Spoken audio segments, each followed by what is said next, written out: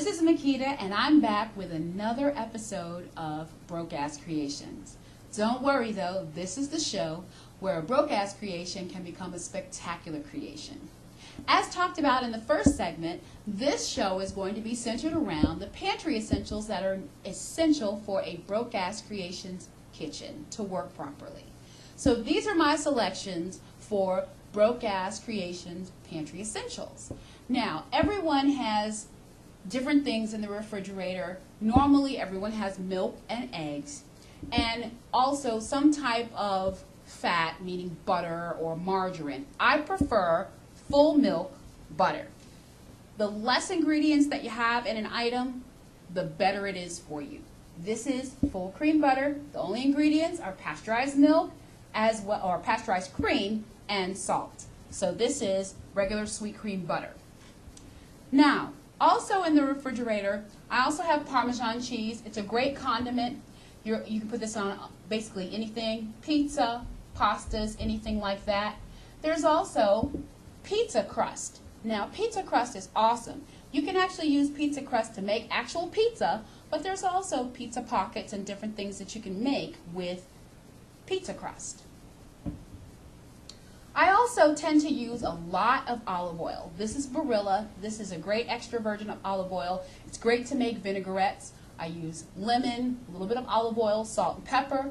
Mix those together. You've got a great vinaigrette for salads and different things like that. Now, this one is something that some people normally don't have in their kitchen. This is actually vinegar. Now, vinegar is great. It has many different uses. It's great for cleaning things. Now, I normally use vinegar when it comes to making buttermilk. Now, if you're a baker or something like that, you can add about a teaspoon and a half to a cup of milk and make buttermilk out of it.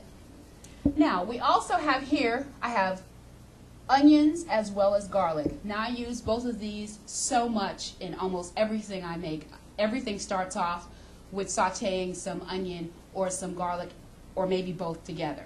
Now, garlic is awesome for the body. It cleanses the blood, so it's great to have garlic in a lot of your items that you make. Now, when it comes to rice, my favorite type of rice is parboiled rice. I use parboiled rice because it normally does not stick together, and it cooks up very well. You know, sometimes you use Carolina rice or Mahatma or something like that, and you get rice that comes out looking like a big old gumball. Now, with parboiled rice, it's not going to turn out like that. Now, with your rice, you can also have, now this is actually tuna. Now, tuna salad is great. You can also have tuna on top of rice. You can also have tuna on top of just a regular bed of lettuce. Now, tuna is awesome, but also other proteins that you can have. These are beans. Red beans are normally used in chilies. And then you also have black beans. One of my favorite beans and rice dishes would be just regular black beans and rice. Perfect for a dinner. Now, everybody has bread in their kitchen.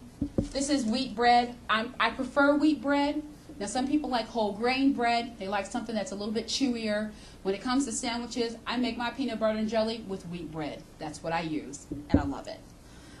You do need to have some type of canned vegetables. These are sweet peas, and then there's also corn. You can, during the winter time when you can't necessarily get fresh corn, it's great to have canned corn. Now, you might want to try some brands that might have low sodium, but canned vegetables are great. You can also choose to have also frozen vegetables. Those are great because they're picked at the peak of freshness, and then they're also frozen, flash frozen, so that you can actually use them and they taste pretty fresh.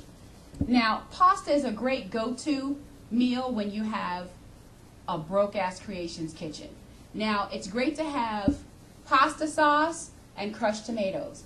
Whenever I make a pasta sauce, I always embellish it with crushed tomato. I might add a little bit of wine to it, but you also need to have a great stock of pasta in as well. You need to have, I have angel hair here and also elbow macaroni. Now, for you bakers out there, you need to have a box of cake mix. Now, cake mix is awesome.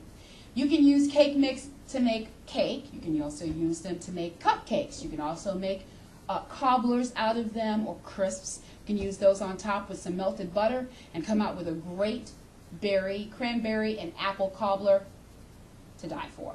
Now, Sugar, look, when you're in a broke-ass creations kitchen, you're probably going to end up using white sugar. There's many different types of sugars that you can use. Turbinado, agave nectar, you can use Splenda. Hey, for those people that are diabetic, there's your go-to things. But I use white sugar in my kitchen.